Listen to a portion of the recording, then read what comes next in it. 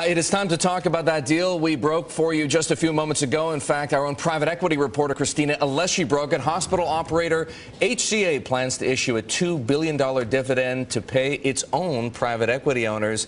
Christina's on the phone with us. Christina, this is pretty good news for KKR and Bain, isn't it?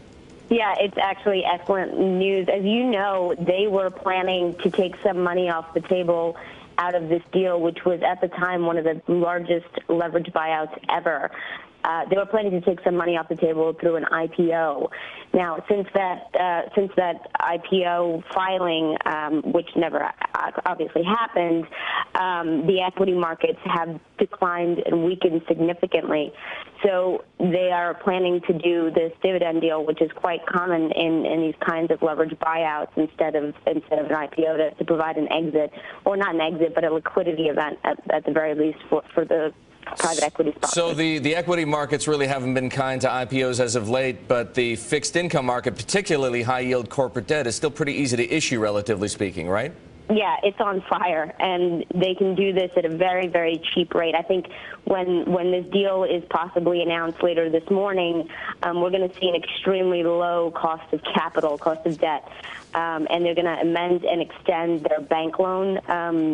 So they're really taking advantage of the hot debt markets right now and capitalizing on that. Now, Christina, one question for you about the dividend deal. There was a time not so long ago when these dividend deals were heavily criticized because they just loaded more debt on top of the company, in this case, HCA. Is it just criticism private equity firms are willing to take?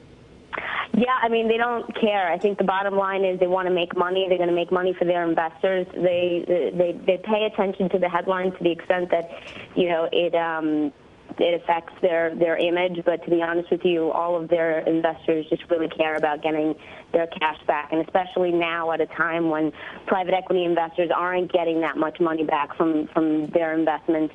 You know, it's really just a matter of, okay, you know, it's time to cash out the big ones, the big deals.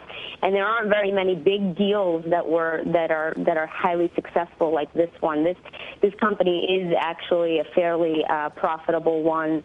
If you look at some of the other leverage buyouts, the record-breaking leverage buyouts, they aren't quite as healthy as this particular deal. So the company could probably bear the debt, and so the investors are pretty happy. That being said, I'm sure that they'll be subject to some criticism by various people for putting more debt on the company.